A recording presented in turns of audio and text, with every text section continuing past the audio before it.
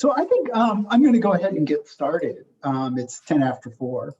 My name is Neil Flickstein. I'm the co-director of the Berkeley Network for the New Political Economy. And I welcome you all to our session today.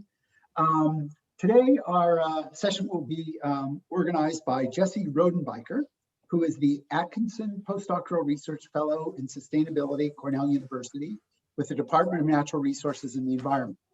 He's also a visiting assistant professor of geography at Rutgers. He completed his doctorate in geography at Berkeley, and his research has focused on ecology, political economy, urbanization, and displacement in China.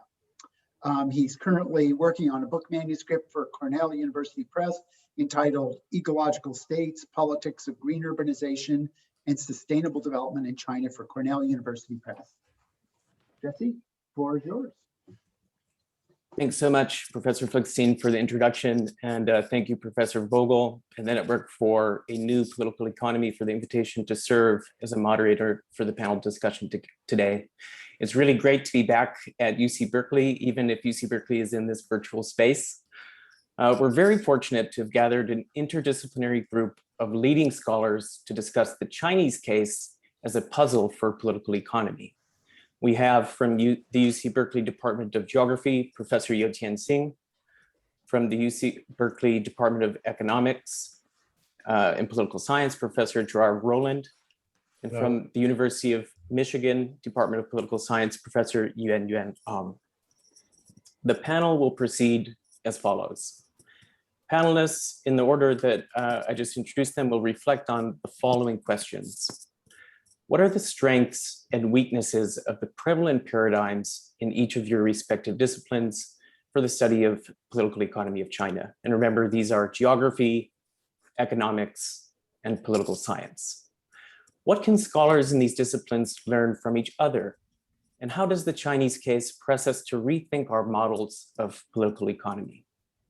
I'm going to provide a short introduction for each of the panelists before turning the virtual floor over to them to reflect on these questions. After each panelist has had an opportunity to speak, I'll pose some initial questions to begin discussion and provide an opportunity for the panelists to respond to one another and pose questions to one another. Then we'll open up the floor to the audience to pose questions.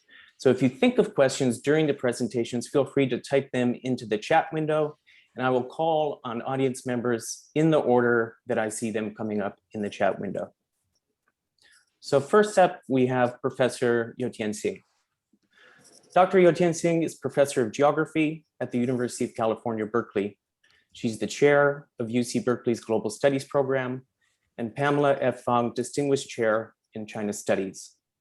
Her scholarship appears in the China Quarterly, the Journal of International Economics, Environment and Planning A, and many other venues. She's the author of numerous books, including Making Capitalism in China, The Taiwan Connection, the co-edited volume, Reclaiming Chinese Society, and most recently, The Great Urban Transformation, Politics of Land and Property in China. Professor Hsing is currently completing her new book manuscript titled Conserving China's Northwest Frontier for Oxford University Press. On a personal note, Professor Hsing's work has not only been highly influential for my own scholarship, but as my doctoral chair at UC Berkeley, I'm deeply indebted for the years that she put up with me as her student. It's really great to see you again, Professor You-tien Hsing. I'm turning the floor over to you. Take it away. Thank you. Okay, thank you. First of all, Stephen Neil in the Network of New Political Economy for the invitation to join this panel. And thank you, Jesse, for your very kind introduction. It's a great pleasure to be here. Today, I will leave the important questions of China's economy to my good colleague, Gerard, and the question of Chinese politics to Professor M. Together, I think they will take very good care of the political economy of China. So what is left for a geographer like me to do in this panel on China's political economy? I think I will add the spatial question to this puzzle. Spatial questions are nothing new in the social studies. Social spatial questions are for sure at the center of many comparative studies of contemporary China that look at social processes such as labor mobilization, environmental program implementation in different regions. Whether it's a coastal versus interior region, or a region in southern China in comparison with a region or area in central or northern China. Another good example of such social spatial inquiry is about migrant workers, as you can imagine, and the social, political, and economic aspects of their mobility from one place to another. But for a geographer, as we pursue these social spatial inquiries, we try to take one more step. That is, we will try to spatialize the social question. What do I mean by that? And what is the difference between a social spatial inquiry and a spatialized social inquiry? I will use an example from my research on urban transformation in post-Mao China to illustrate the difference between a social spatial question and a spatialized social question. China's explosive urban expansion since the 1980s is a well-told story and one of the most important social spatial questions in contemporary political economy of China. One of the debates in the studies of Chinese urbanization has been, what is the motor of China's unprecedented urban expansion? Whether such explosive growth is state-led or market-driven. This is a classic social spatial question for sure. The urbanization is the spatial process, but the question here really is about which force is leading this process. Is it the state or is it the market? But in the meantime, the city itself is assumed as being just passively led by the more fundamental important forces of the state or the market or both. But if we spatialize this question about the relationship between the state and urbanization, a geographer like myself and many of my colleagues will ask, how is the state building process, especially the local state building process, how is it conditioned by the urban building process? In my book, I coined the term urbanization of the local state and talked about several key aspects in urban building processes that have conditioned the processes and consequences of local state building in China since the 1980s. These aspects are, first of all, on the territorial front, the territorial expansion and consolidation of an urban government is built on the process of incorporating the rural hinterland into its jurisdiction through the establishment of the well-known spatial economic zones or high-tech parks. These zones are built on the rural hinterland, but subsequently incorporated into the jurisdictional authority of the urban government. In other words, one of the key elements of state building, in this case, local state building is actually quite similar, is territorial expansion and consolidation. This process is achieved through urban projects. In other words, we can never take the reach of the state for granted, as we all know, and how the state really consolidate its territorial control and to expand its territorial control. In this case, the local state in the post-Mao China is through these urban projects. And the second aspect of the urbanization of the local state is on the organizational front. I argue that the urban sprawl and the state sprawl actually go hand in hand.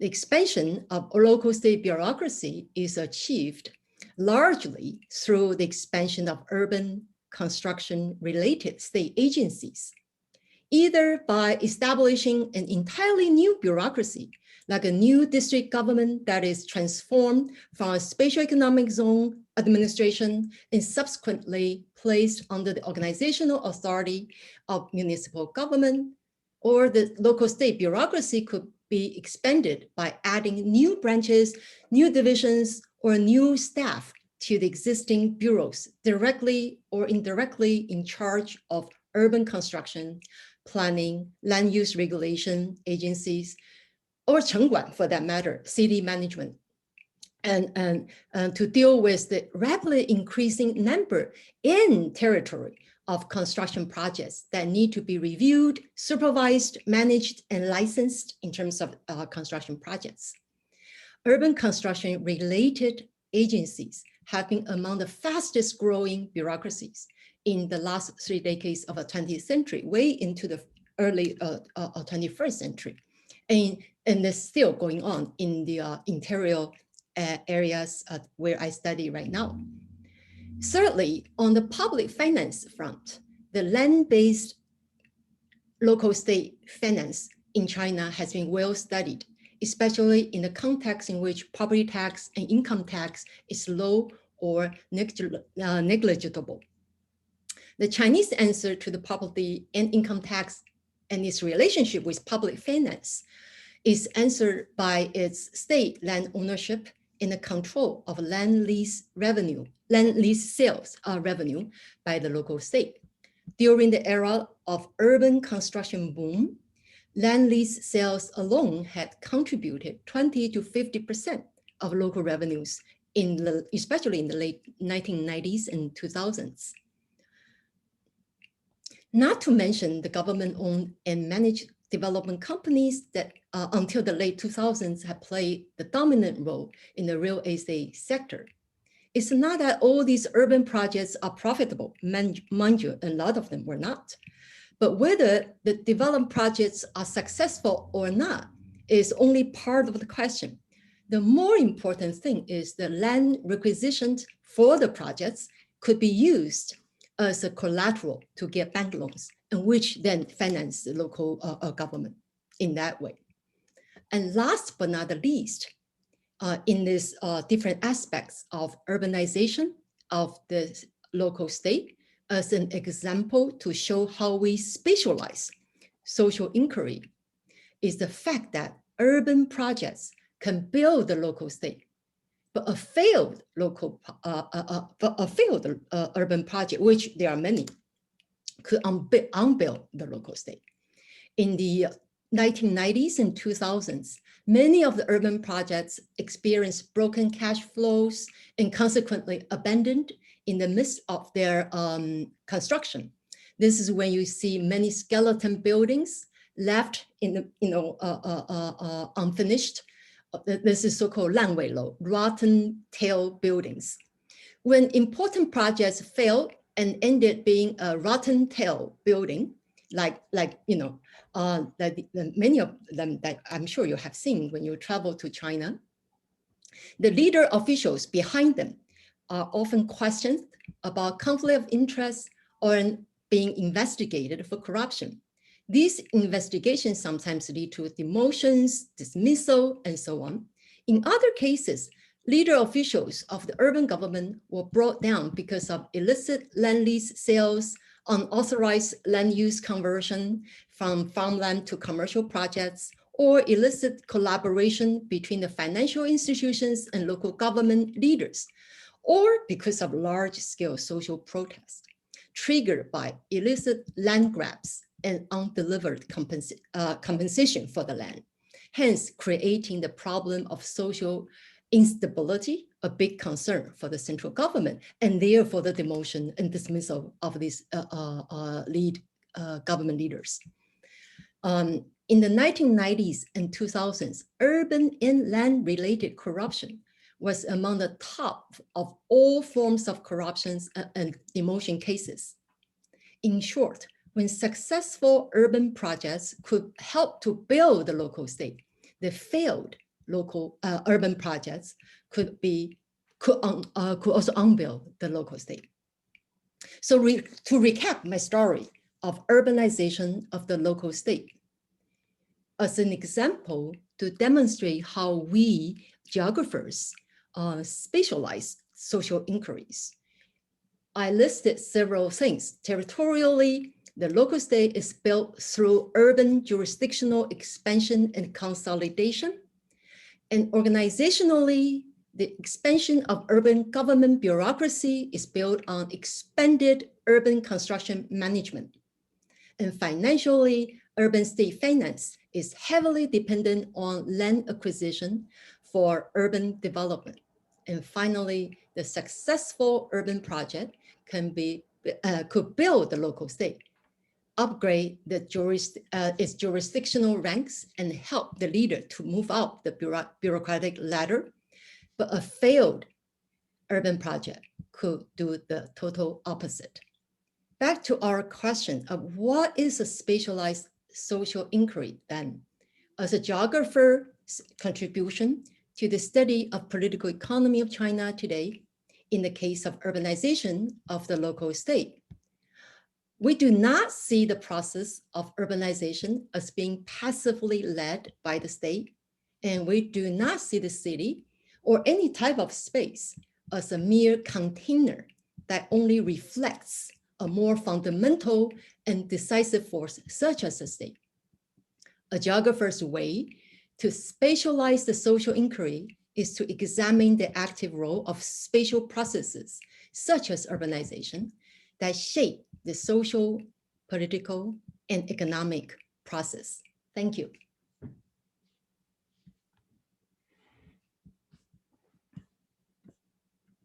I will end here, yeah. Thank you, Professor Hsing. Please join me in clapping in your virtual space or using a clap emoji such as this one to express our gratitude for that intervention. Thank you. Thank you. Thank you for listening. Next up, we have, hold on, let me get rid of this. Is it still there? Yeah. I believe it'll fade. Okay. I'll proceed then with introducing Dr. Roland. So next up, we have Dr. Gerard Roland. Dr. Roland is the E. Morris Cox Professor of Economics and Professor of Political Science at the University of California, Berkeley, where he has been since 2001.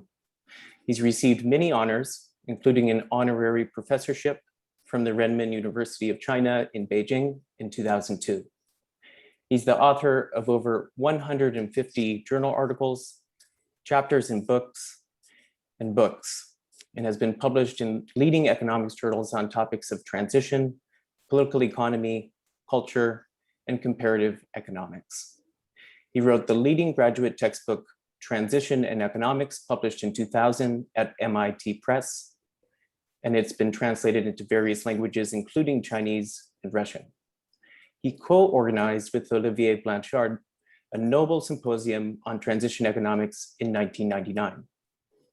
In recent years, his research has broadened to developing economies in general, with special emphasis on the role of institutions and culture. He wrote an undergraduate textbook on economics of development published in 2013 with Pearson, Addison, Wesley. Please join me in welcoming Professor Roland. The floor is yours. Thank you very much. I hope everybody can hear me. Yes? Can everybody hear me? Yes. Yes, okay, very good. So thank you very much for the invitation. I think I'm absolutely honored to be in this panel with other scholars, eminent scholars from other disciplines. And so I hope we'll have a fruitful discussion. So I won't speak too long. I will try to address the basic two questions that we were asked to talk about.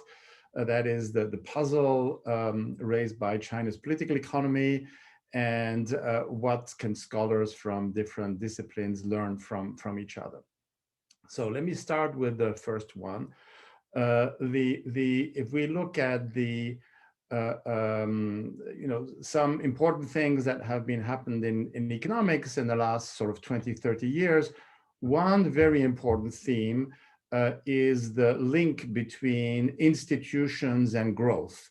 This is related to the work of economic historian Douglas North, but also recently to work by Daron Acemoglu, Jim Robinson, and Simon Johnson. They came up with very influential work showing that institutions play a fundamental and causal role for long-run growth. Now, what do we mean by institutions? This is something that relates to Douglas North's work. These are the rules of the game in society, in particular, the constraints that are put on behavior by people. These can be formal institutions like political institutions, legal institutions, but also informal, such as social norms, culture, etc. Now, so that has become kind of a dominant paradigm in economics, the role of institutions on growth. Now, when you look at that and you look at the Chinese experience, immediately you say, well, there's a problem. China has had amazing, miraculous growth the last 40 years, and still doing very, very well, even sort of, after the pandemic, etc. But if we take at what economists would see as sort of measures of institutions, and these are certainly not perfect, but measures of institutions that have shown to be very fundamental in explaining growth in the rest of the world, it doesn't really work with China. Because if you look at any of these measures of institutions, these are, for example, measures that look at protection of property rights,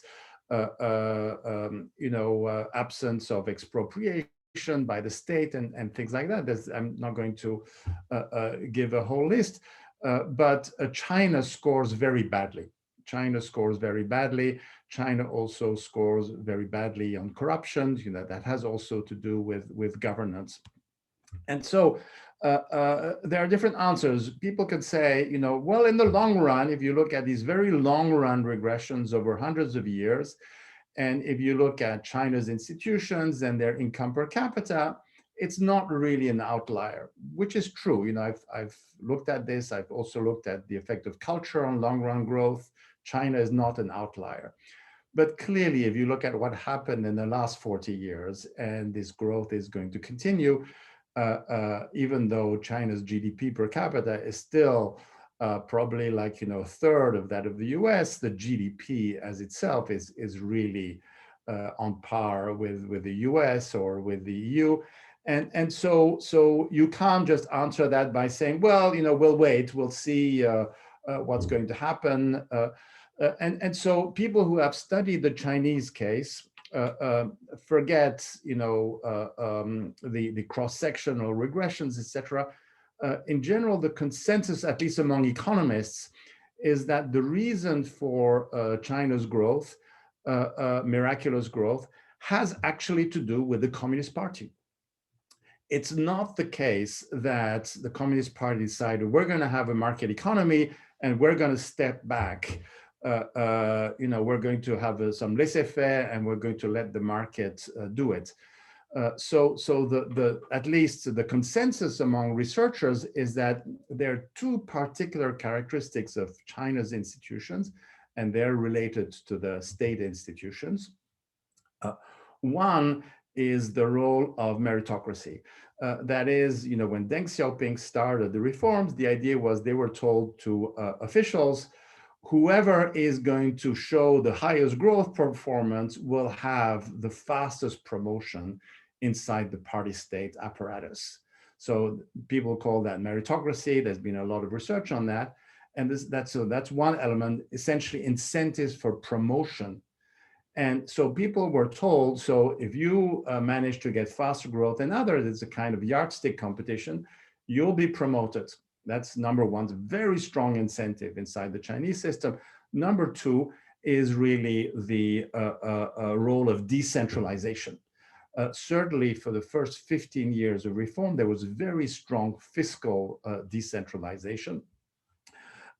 And this fiscal decentralization gave the instrument to local leaders, essentially gave them freedom to do what they could to try to increase growth. So fundamentally, if we look at this, the sources of Chinese growth, these are unique. They cannot be, explained by sort of traditional explanations of growth. And so China today is a capitalist economy, a market economy, fundamentally a variant of a capitalist economy, but with a communist political regime. And so this is actually quite extraordinary. This is something completely new. It has a lot of characteristics, but that's the Chinese system. And so when we think about this, many people think, well, this is a little bit troubling because, after all, how can we compare it to other countries? But when you dig into it, you see that certainly a big weakness of people's way of looking at growth over time is that there is kind of one single process. Countries have gone through some similar stages. Certainly Marxism was like, at least a simplistic version of Marxism was like that, but certainly economic historians have some view that there are some stages. And fundamentally, when we look at the Chinese system, which is completely different from what you have in other countries, which is really sui generis, you do see that in history, there were a kind of systems comparable to the market economies today, but also some systems comparable to central planning. Egypt and Imperial China were actually much more statist than other countries, like, be it the Roman Empire or etc. So I don't want to emphasize it, but it shows that the comparative analysis is very important to try to understand, different institutions. We shouldn't try to have one size fit all.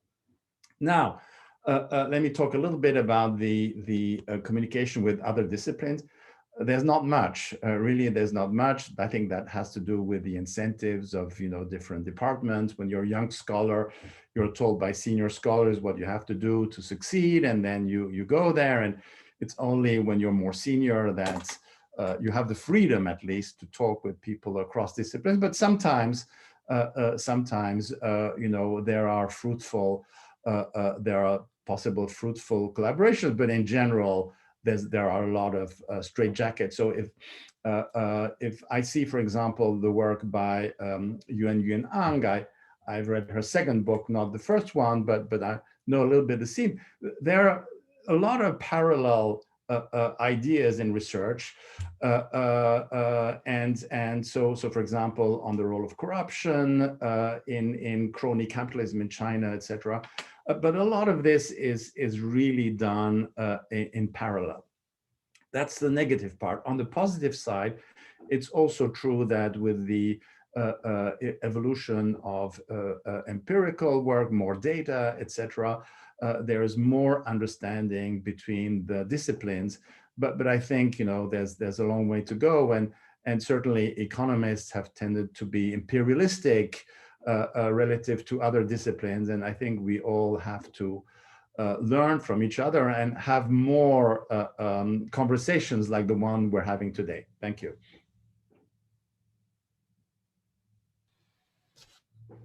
That's it. Thank you. Here we go. Thank you, Dr. Roland. Please join me in thanking Dr. Roland for this offering. Next, I'm going to introduce Dr. Yuen Ang. Dr. Yuen Ang is Associate Professor of Political Science and a China scholar at the University of Michigan. She holds a PhD from Stanford University. Professor Ang is the inaugural recipient of the Theda Skocpol Prize for Emerging Scholars, awarded by the American Political Science Association for impactful, empirical, theoretical, and methodological contributions to the study of comparative politics. She is also named an Andrew Carnegie Fellow for high caliber scholarship that applies fresh perspectives to the most pressing issues of our times. Her first award-winning book, How China Escaped the Poverty Trap, is the first book to apply a complexity and systems paradigm to explain China's rise. The sequel to this book, China's Gilded Age, The Paradox of Economic Boom and Vast Corruption, published in 2020, is reviewed in The Economist and Foreign Affairs. She writes for a broad audience in outlets such as Foreign Affairs, Monkey Cage, and Project Syndicate. Please join me in welcoming Professor Ang. The floor is yours. Thank you very much. Can everyone hear me? Yes. Great. I really, first of all, would love to thank the organizers, Steve and Neil, and this network for new political economy that you have put together. It is wonderful in many ways to have this opportunity to take a few steps back and look at the big canvas of political economy and think outside the box, which I think are the most exciting things to do as a scholar, but which we don't always get the opportunity to do.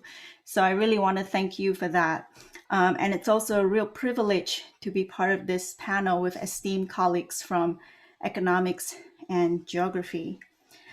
Given time limitations, I'll just touch briefly on complex adaptive systems as a paradigm shift and why I adopted it and how I have applied it to explain China's rise. So in my work, I grapple with the big question of how does dramatic economic and institutional change, or development for short, come about? And China is an obviously interesting and important case for this question. Changes in China have been dramatic, it occurred in one generation, and it has frankly changed the world. Now, we can also think of other cases, such as in East Asia, America in the 19th and 20th century, but I think we can all agree that China is a great case for understanding the question of how development comes about.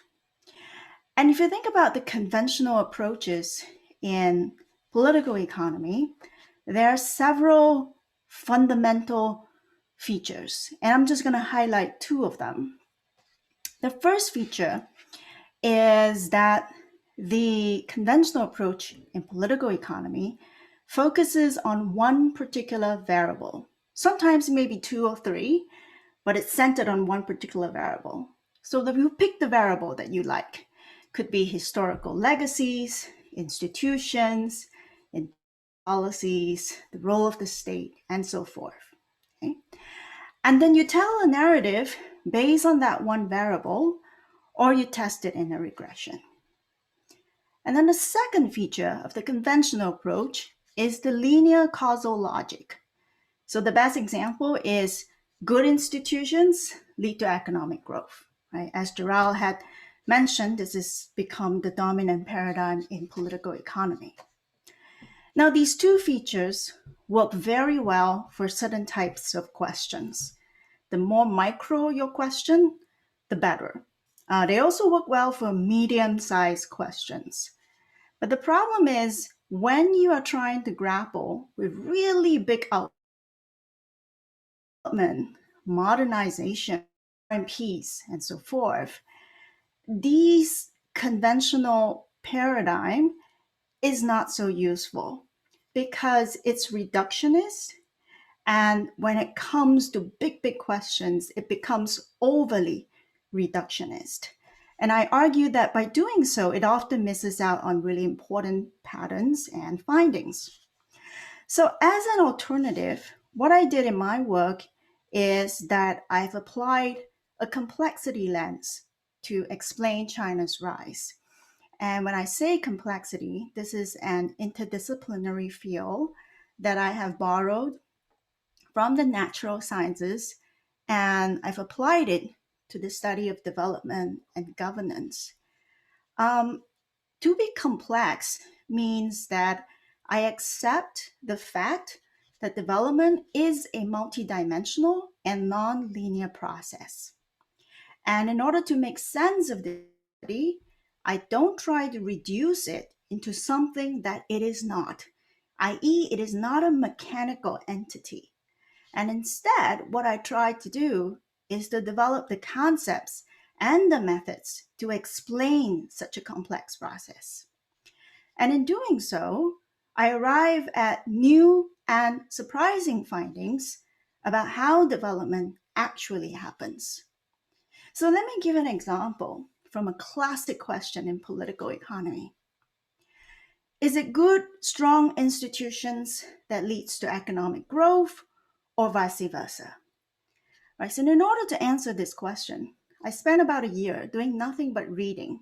I read many books, many articles, and I tried to collect all of the existing answers that are out there. And what I find is that existing schools of thought, they all pick one variable. Could be institution. Some say growth first, others say historical legacies first. And what I find is that all of these existing school of thoughts, they all make a valid point. There's always something valuable I can learn from them.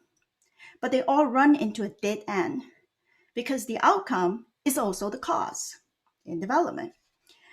And what I want to say is I realize that endogeneity is a reality of development and of life.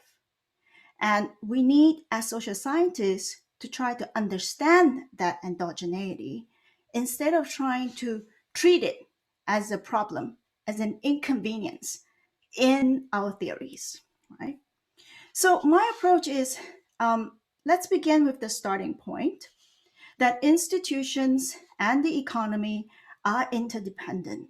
They are endogenous and they co-evolve. Now, the difficult question is, how do you develop the methods to actually trace this process from the beginning to end? So what you find in my book is that I have developed a particular method of co-evolutionary tracing.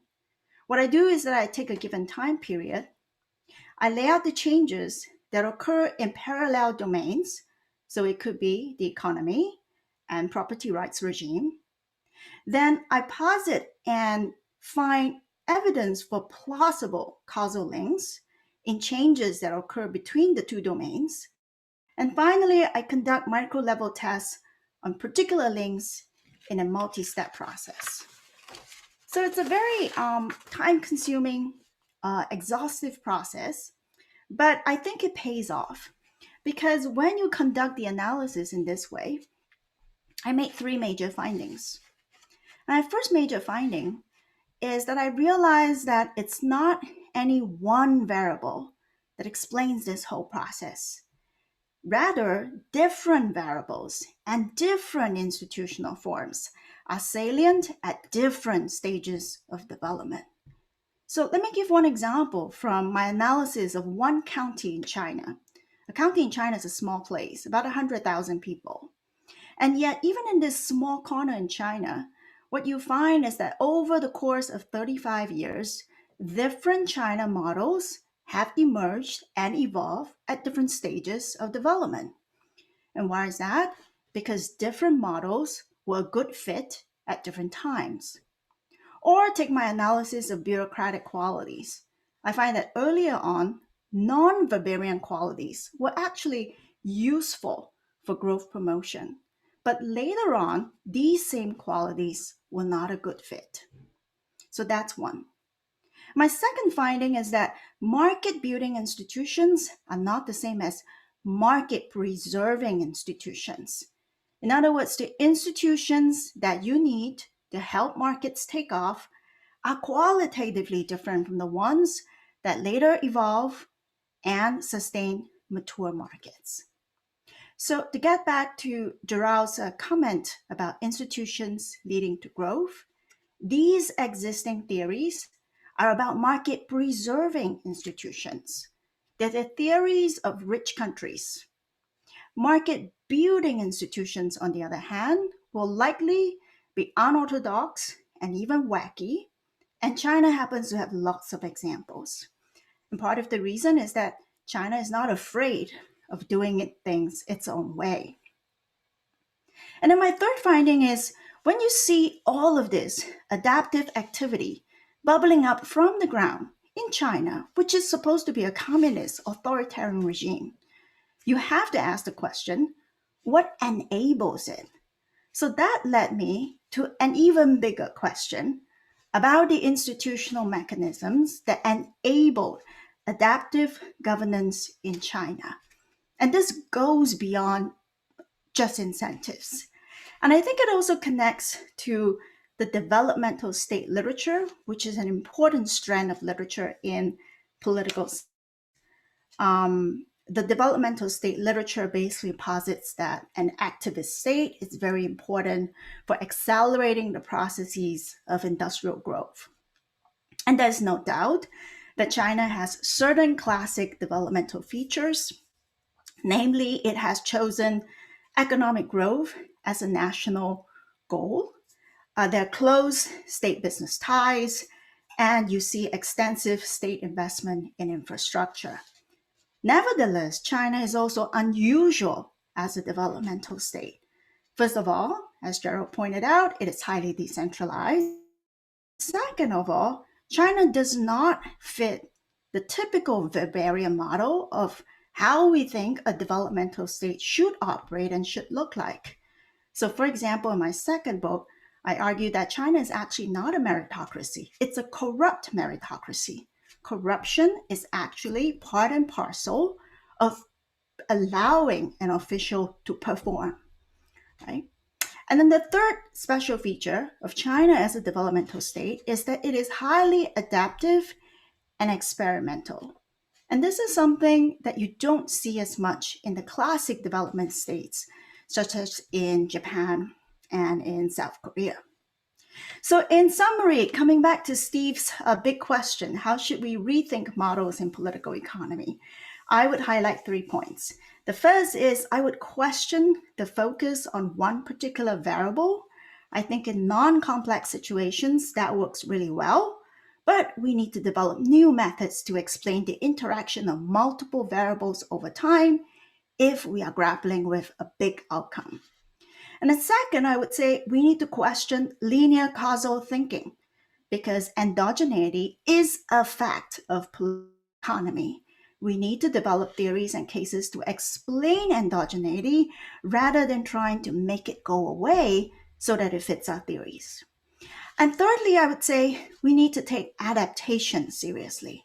Political economy has lots of theories about regulation and enforcement and control, but we have very little theoretical and empirical understanding of how adaptive governments actually work. Why do they emerge? What are their mechanisms? What are their methods? What does it look like when a government adapts? And I think in all of these respects, China is a useful case because there is no lack of complexity and diversity within the country. But the approach I propose is by no means limited to China, because in fact, every case in the world is complex. Thank you.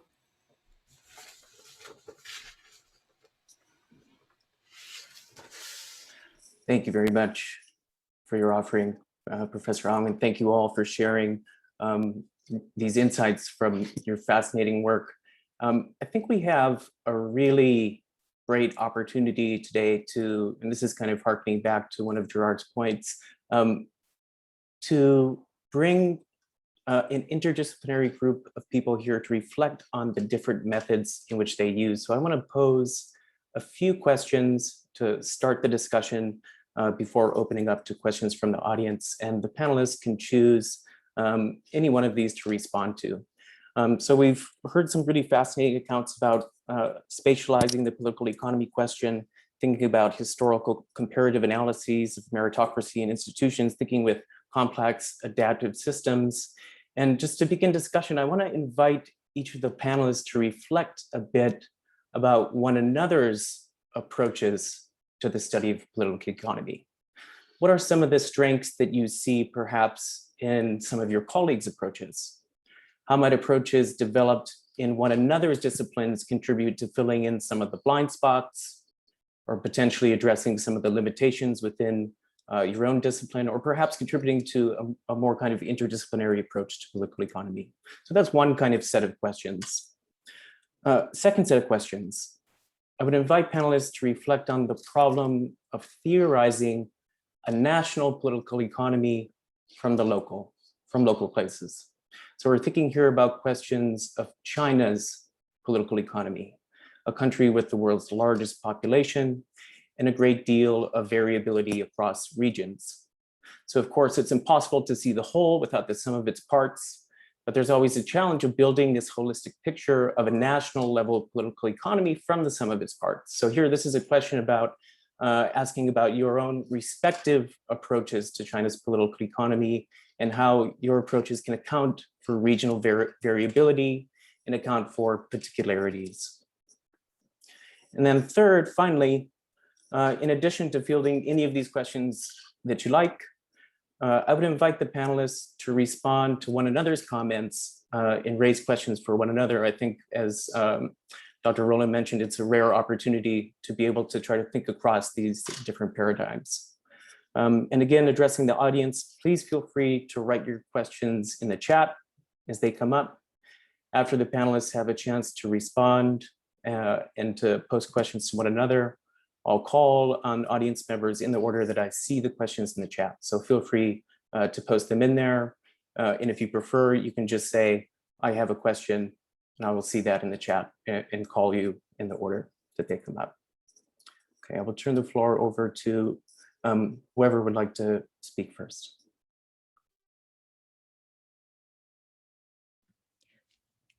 Since I have the least to say, I will say it first. How's that? And Jesse, I see you are taking revenge on me. This is after your orals, which you did beautifully. So I don't know why you are doing this to me, but it's okay. I really feel I'm really here to learn. And one thing that I want to say though is I feel most strongly about how political scientists at large and political economy scholars in also how the development of the theorization of the local state has greatly inspired what we do with urban studies here in geography and also in many other fields, interested in studying the cities.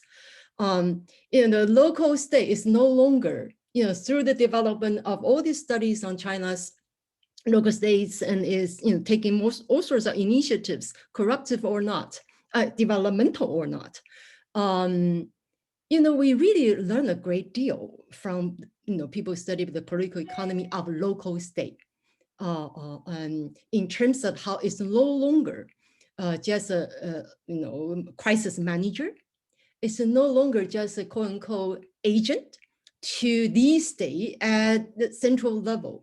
The initiatives, entrepreneurship, politically and economically and socially for that matter, has greatly informed what geographers do in our understanding of the city and of the urban government.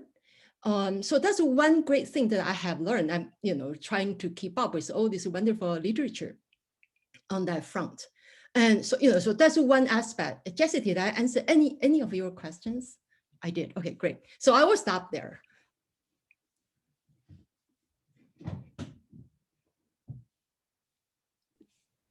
Maybe if I can speak next, just, we keep the order. So I would mostly like to talk about the, let's say, similarities or the commonalities between, the different disciplines. And I think in that sense, it can be useful.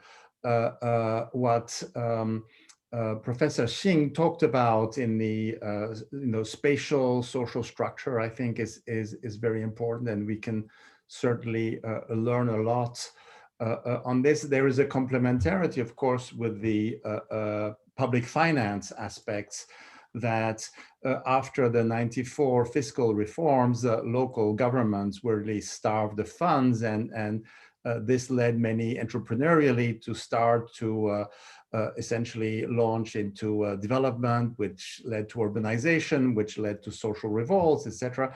That has to do with particular reforms that were decided at a point. Interestingly, I haven't been to China now since COVID, but I usually go 3 or 4 times a year, and the issue of reform of public finance to kind of solve some of the problems that we see repeatedly is kind of sticking. Once the central government took away some of the powers of local government, it's not willing to give it back. And so therefore, there's still this issue of subsidization, et cetera. So I just want to say there's some complementarity. A second point I would like to make, and here I think that there's something a lot for the future. People who are studying economic history, because historical legacy is not everything, but it's very important. We do see that where states emerge first, or where you observe sort of market systems, city-states versus territorial states with very little private property, etc. A lot of that has to do with geography. So for example, the geography of Egypt and the geography of the Yellow River, I'm talking about 4,000 or 5,000 years ago, have some differences, but also some commonalities.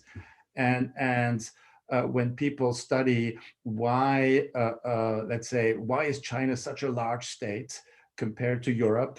There was the book by Walter Scheidel from Stanford about this, but these are absolutely important questions. So I think there's certainly fruitful potential for collaborations across disciplines, and there's, by the way, there's a separate niche that is called economic geography, and so we consider this something absolutely important. Coming to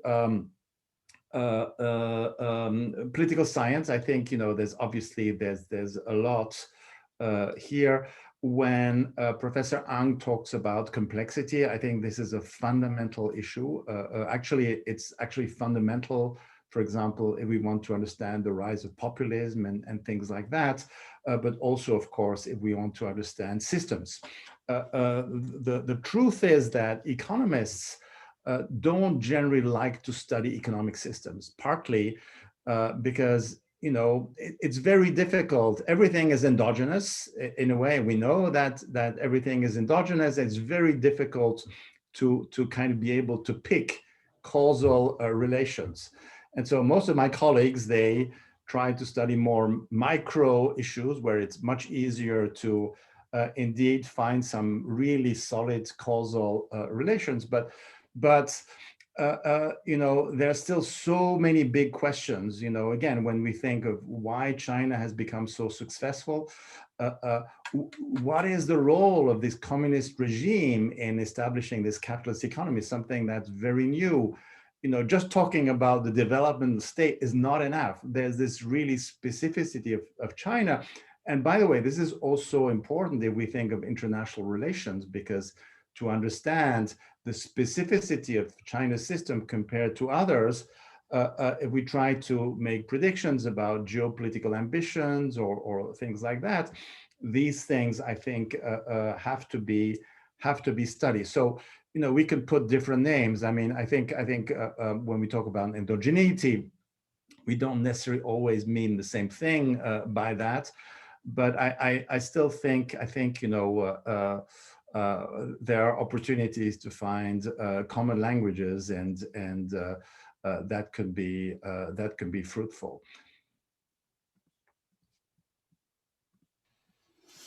Well, thank you very much, Jesse, for your thought-provoking questions and the responses from my fellow panelists. I am not even sure that I would represent a conventional political scientist. So I'm frankly not even sure that I am, I'm the right person to speak for my discipline. But I have definitely learned a lot listening to You-tien and to Gerard. One of my immediate reactions to Professor Hsing's comments is her emphasis as a geographer on space. And that immediately struck me because it really does come up frequently. Anyone who studies China, which is a very big country where regions and space really kind of jump at you. My sort of reaction to that is that from the perspective of my work, I would add that space interacts with time. And so maybe as a political scientist, I would say that we look at both space and time. So one example that I found in my work is that there is great regional variation in China, but they are also linked over time, meaning to say that if you look at the development paths of inland regions in China, they actually resemble what the coastal regions have gone through, but at a much slower rate and at a much later point in time. And that came as a surprise to me, the coexistence of divergence and similarities, but on a different time scale. And I think that is both a reflection of the importance of geography, right? Some regions being much more endowed than others, but also the dynamic of diffusion from regions to regions and spillover. So the interaction between space and time, I think I personally find really very interesting. And as for Professor Roland's remarks, I really love the way you synthesize, all of the literature about institutions.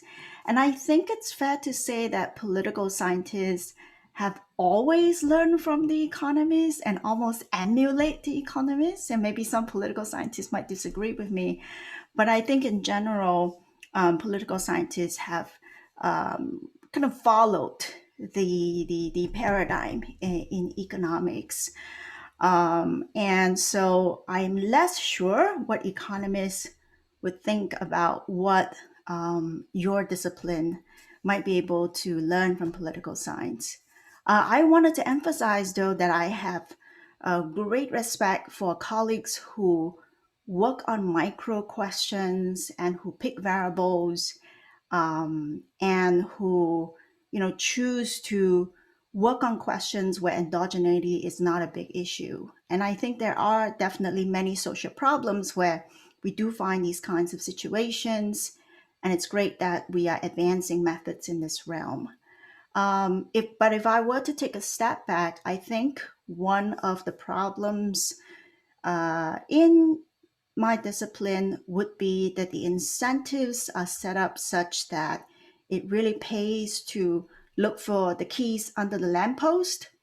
But if the keys are not under the lamppost, the incentives are not to go and look in those areas. And I would say that increasingly the keys are actually not under the lamppost.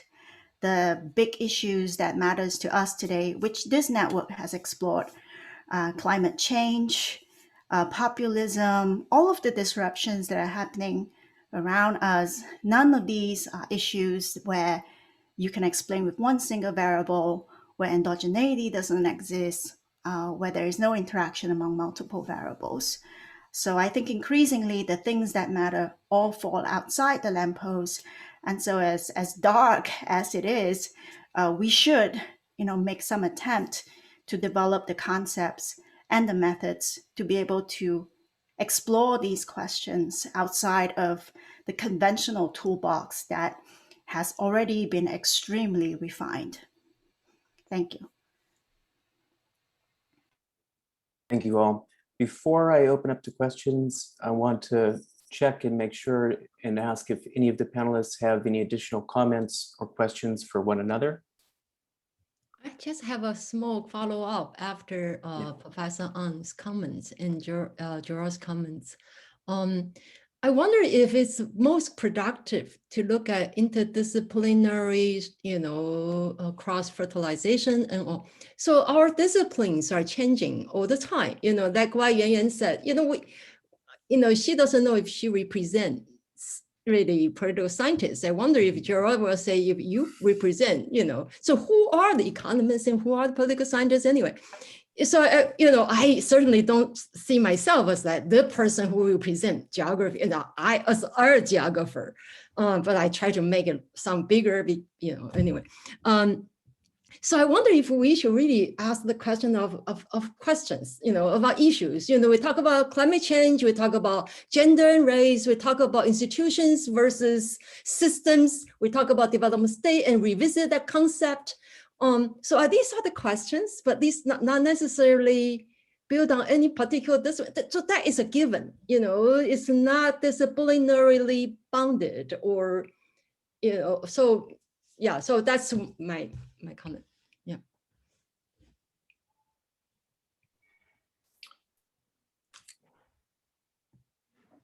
Okay, I'm going to open up to the audience for questions. I'm going to say the names in order in the list of the first 4 questions that I've received.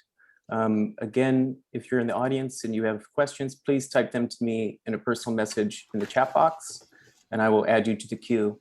So we'll go with first Alex Fung, next Steve Vogel, then Neil Fligstein, and then John Yasuda. So Alex, would you like to pose your question? Yes, thank you. This question is for Professor On. You mentioned the term corrupt meritocracy, which sounds like a contradiction in terms. Can you explain what's meant by that term and perhaps give an example of how what that term means in China and how is it applied in China's system of promotion within the Communist Party, if that's what the term is, if that's how the term is used. Jesse, would you like to, should we take a few questions or answer one at a time? How would you like to? Sure, let's take 3 questions then. So that's one, and then Steve and Neil, do you want to voice your questions? Sure. So this question is also for Yuen. I really love the discussion among the 3 of you about different disciplinary perspectives. And so I wanted to maybe press Yuen a little bit further on that. If I understand what you're saying, I think you're saying that these causal relationships are contingent and that they're contingent on space. So maybe we're learning that from geographers. They're contingent on time. So we're learning that from historians. So you can tell me if I've got that wrong. I mean, with your complexity approach, I guess I should back up and say, you know, it's very clear both from your presentation and also since I've read the book that you're not just saying the world is complicated. You're saying something much more specific than that. And so I want to kind of push you to tell our audience what it is that is, what that is. But so I think those are 2 pieces, right? It's contingent on space and time. And as you said, the interaction of time. It also seems like maybe we have something to learn from the historians. Economic historians emphasize a lot entrepreneurship. And right, that adaptation you're talking about seems to be suggesting that these relationships are also contingent kind of on how leaders adapt to them, right? And then finally, I mean, you kind of started right with the natural sciences. And so I guess I'm asking like, what's your vision of complexity? What it sort of sounds like you're saying is that these different ingredients, it's not just additive, that there's kind of a chemical reaction going on, right? I mean, because you're talking about interactive effects. So I guess if you could just kind of say how you're borrowing from these disciplines and how you're putting these pieces together. Neil, would you like to voice yours, or would you like me to read it out? Well, I mean, mine goes in a completely different direction. So Okay, do you want me to start with you next? It's up to you. Go ahead. Why don't you voice it? Should I go ahead? Yeah. Okay. So actually, I want to pick up on something I think all 3 of you said, which was that a lot of this development project has been around the decentralization of authority and the way that has also operated so that you've pushed down the responsibility to local areas, political officials to do things. But at the same time, then what you've done is you created a world where you're watching them and you want them, those who do the best, you don't care how they get to the best. Those who do the best are going to be rewarded. And I think that's actually in Yuen's book. And I think that's sort of what Gerard said. And I'm pretty sure that's what Ken said too. And so I guess my question to you is, are we at the limits of that now? And has now, with the kind of re-centralization that appears to be going on in China and this attempt to sort of rein the economy in and rein all of this in, has that gone away? And are we now in a different world? And I guess, is that about an adaptation, or is that now going to be something that's going to stop this economic project, which seemed to have got the right mixture between centralization and decentralization for the last 40 years? Does that make sense? Okay.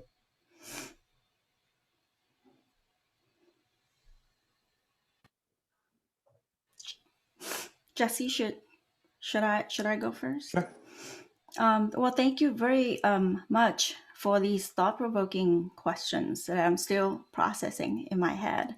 But first, I wanted to share a quick reaction to Professor Hsing's big question about discipline. I thought there's a quote that you might like. The sociologist Max Weber was once asked, "What field do you belong to?" And Weber said, "I don't have a field. I'm not a donkey." So I kind of I like that quote. I cannot agree more with you about why do we insist on disciplinary divides, but I think the practical answer to your question is because our rice bowls comes from disciplines. And I think probably that's the answer for why it matters. But intellectually, I don't think it should. So a conversation like this one, for example, I enjoy tremendously. And then two questions. Let me first start with Alex's question. Thank you very much for asking about that. A quick response is that what I mean by corrupt meritocracy is that normally we think about corruption and meritocracy as two opposite things that cannot be reconciled. So if you have a group of competent people, and then you have a group of lousy people. So in a corrupt system, the lousy people get selected. But the reality in the Chinese bureaucracy is that it is so large that you can easily find enough and competent people to fill the top spots. Specifically in China, there are a few features. Number one, you can find many officials who are simultaneously corrupt and competent. And Borsila is one good example, and there are many others. And the second, what I would find is that corruption is actually contributes to their competence, because these cronies actually help Chinese officials to implement many of their pet projects and supply them with the lifestyle that they need. And conversely, because of the great competition in China, Chinese officials have to be highly competent and ambitious in order to attract valuable cronies. So the two things are actually mutually reinforcing rather than two opposite qualities. So that's what I mean by corrupt meritocracy. And then Steve's really kind of big challenge to try to explain everything in 2 minutes. So let me try to put it this way without taking too much time. Steve, because you used the word complicated, I think it's useful to start from that. In any social science, I think we actually conflate the terms complicated and complex without realizing that there are two very different kinds of entities. And we have studied complex things as if they are complicated. So let me give a very simple example that I talked about in my book. A toaster is a complicated entity. A toaster is a composite of separate parts. These parts do not interact or adapt or communicate with one another. And a machine, a complicated thing, can be something that's very hard to put together and hard to fix, but it is still complicated. It's not complex. A complex entity is a tree. So a tree is made up of many different parts that are interconnected with one another. They adapt to one another, and they also adapt to other trees and the environment. And so that is what makes it adaptive, non-linear, and complex in nature. And so I think fundamentally in political economy, we have conflated the two, and we take something complex like societies, economies, markets, and governments, and we think it's a complicated thing. We think it's like a toaster. And so we think that in order to try to understand a toaster, you reduce it. You try to make the machine as simple as possible. So you focus on variables. You focus on a single parts. You try to imagine that the relationship is linear, because all of that gives you the illusion of simplification and control. And so what I'm saying is that when you have a paradigm shift and you understand that markets, economies, societies, these things are like ecosystems. They're like biologies and gardens. They're complex in nature. So if you want to understand and manage something that is complex, you need a totally different set of methods, concepts, and theories. It's like managing a forest is not the same as managing a collection of toaster. You cannot use that paradigm and apply it to forest management. So that's what I'm trying to get at in applying complex systems to the study of development and governance. It's fundamentally about properly understanding the nature of the things that we are trying to study. So I hope that sort of is my two-minute answer.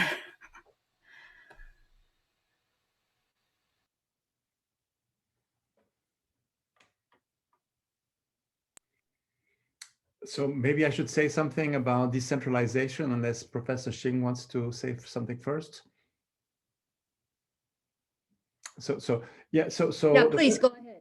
Yeah. So the question about decentralization, you have to see it historically. China has always been decentralized, always. It's a 5,000-year history, and it has partly to do with the scale. Moreover, until 100 years ago, communication was very bad, and so that was certainly very important. But just to say there are so many different forms of decentralization. It was decentralization within the imperial system.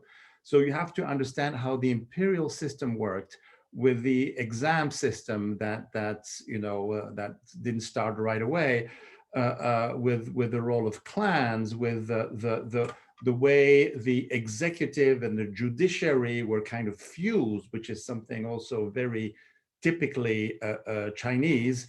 And you see now in Hong Kong how they want to get rid of the common law system because they just can't make, or at least they're really dead against.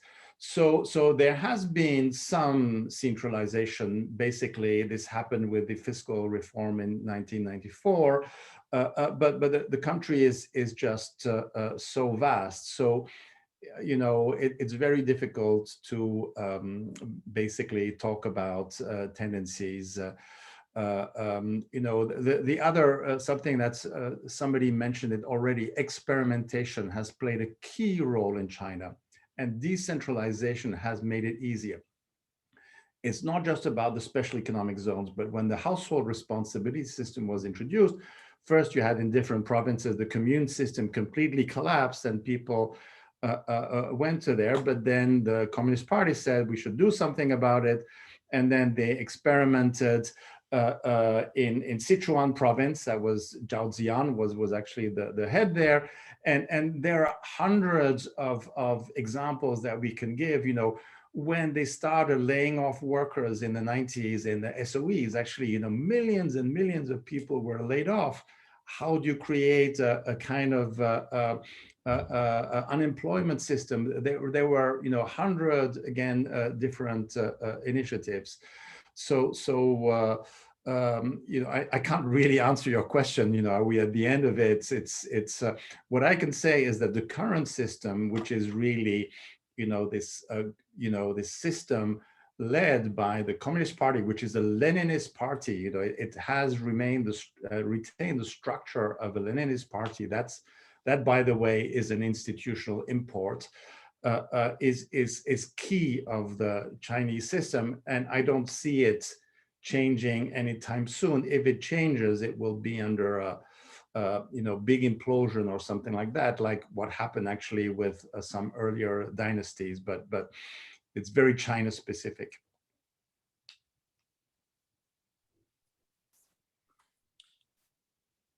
Dr. Hsing, is there anything you'd like to add? Otherwise, I will open up to, I think we have enough time for one more set of 3 questions. So I'd like to call on John Yasuda, in this order, John Yasuda, Yves Tibigaragan, and Hsing, to voice your questions, please. Great. Yeah, thanks so much for these really excellent and provocative comments. What strikes me is across, across each of these disciplines is that China's still treated as an extreme case in a comparative sense, and more often as an outlier or sui generis. Now, of course, I think given our proclivity to always sort of find interesting things about the cases that we know so much about, that's a natural start. But I'm just wondering, do you think that's the best way to begin our intellectual inquiries? Like, would you mind commenting on the trade-offs involved in framing China as a distinctive case rather than as a representative one? You know, in so many of our books, right, we have that odd chapter that says, all right, and China is actually similar to these 4 other countries. And other comparativists go, you know, they shake their head, they say, not really. I'm not saying that it's wrong. I'm just wondering, you know, Ed Steinfeld a long time ago used to say, like, why do we keep treating China's political economy as constantly in transition? Why don't we just call it kind of a dysfunctional market system? And you know, that's always struck me as an interesting perspective because it's so not what most people do. So just if you could comment on that, that'd be great.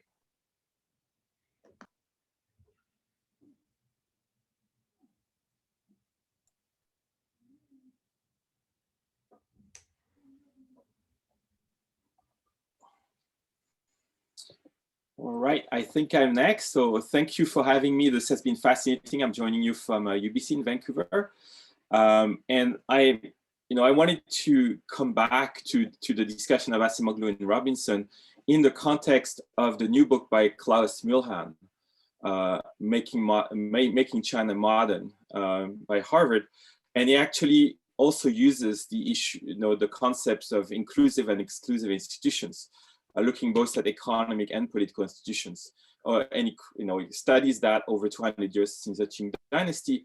And in the recent period, he finds that one very interesting aspect of the Chinese model is that there are inclusive economic institutions with a lot of opportunities, but at the moment they are exclusive political institutions. So there's this interesting combination, which is not the one that Acemoglu and Robinson talk about.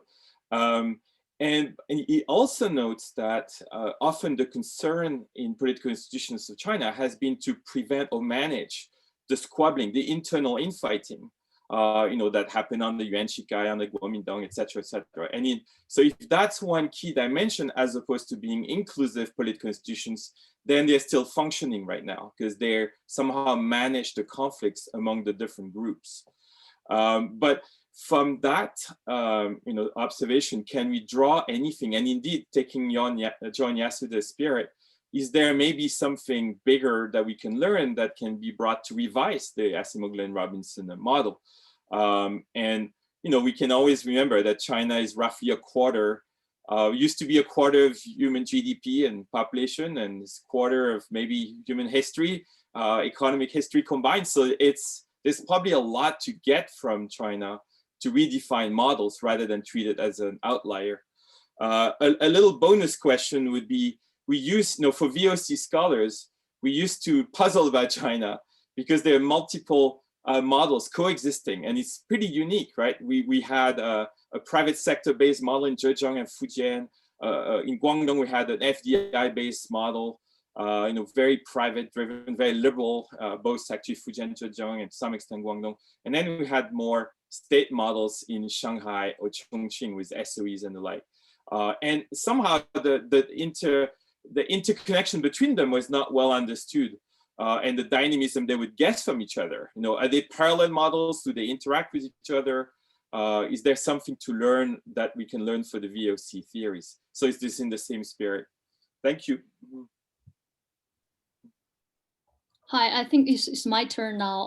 I'm a PhD candidate from University of Pittsburgh, interested in Chinese political economy. And thank you very much for this panel and the great discussion. My question is related to the discussion you already mentioned about the mainstream explanations for China's economic growth, such as decentralization and market-preserving federalism, and also the political meritocracy. But there's also a recent strand of literature focused on the the role of informal institutions such as the patronage networks, elite informal networks, and the personal connections at different levels of governance. So as Professor Ang mentioned about the argument of corruption in China, I think informal institutions also play a very important role as a lubricant in promoting China's economic growth through performance incentives, reputation, and emotion connections, etc. So my recent research shows that informal institutions with the provincial leaders like a double-edged and may lead to selective policy implementation at a county level. So on one hand, you have a faster economic growth, you achieved a quick economic growth at the county level, but on the other hand, less efforts in welfare-related public goods provision. So I wonder how the panelists think of the role of informal institutions in China's development. Thank you very much. Thanks for these three great questions. I want to point out to the panelists that we are now at time for the panel, so I'll invite them to respond. And I'll invite them to keep their responses as brief as they can, and then we'll have to close the panel.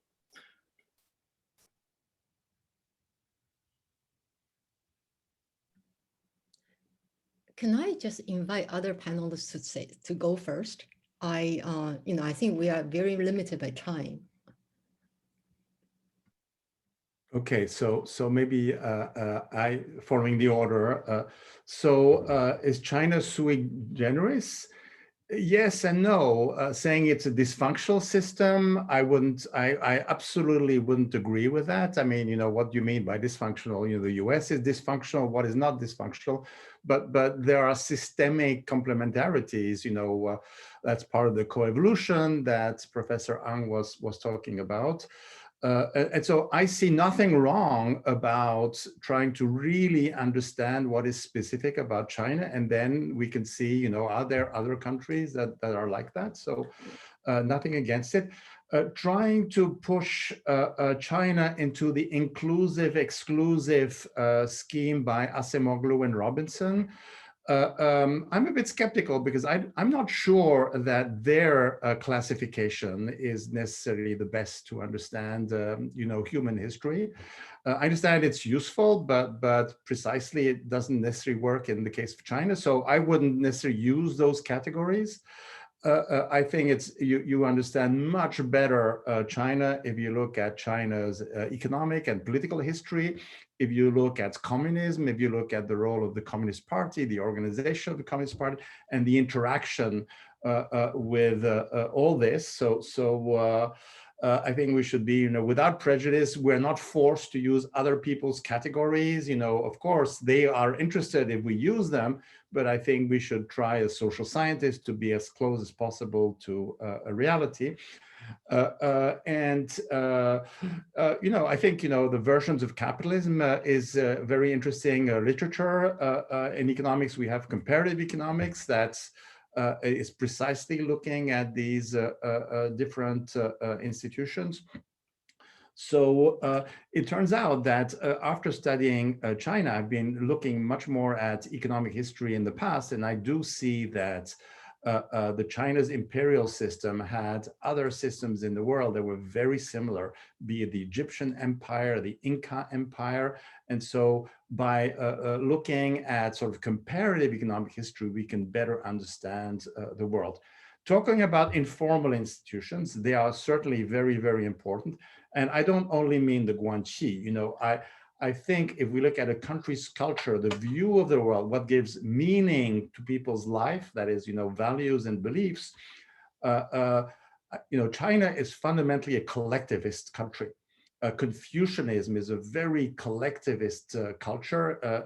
And so it shapes people's view of the world, and it plays an important role.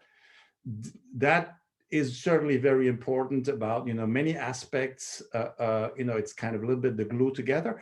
Does that necessarily explain why China started reforms? Not necessarily. I don't think so. So I think we have a toolbox, and we have to look at, different aspects, and not everything is kind of systemic, etc. If Deng Xiaoping had been killed during the Cultural Revolution, maybe Hua Guofeng would have been a leader for quite a while, and who knows what would have happened at that time. And we can only speculate about counterfactuals, but there's also a lot of random shocks that happen. So we have to make the difference between these random shocks and then the more low frequency, long run movements that are very difficult to move, and that gives sense of what is going on in a country. Thank you, Dr. Roland. Unfortunately, we've run out of time for today's panel. Please join me in thanking the Network for the Network for a New Political Economy and all of the panelists for their interventions today. And please keep your eyes open for a recording of the event that will be on the website for the Network for a New Political Economy soon. Thank you.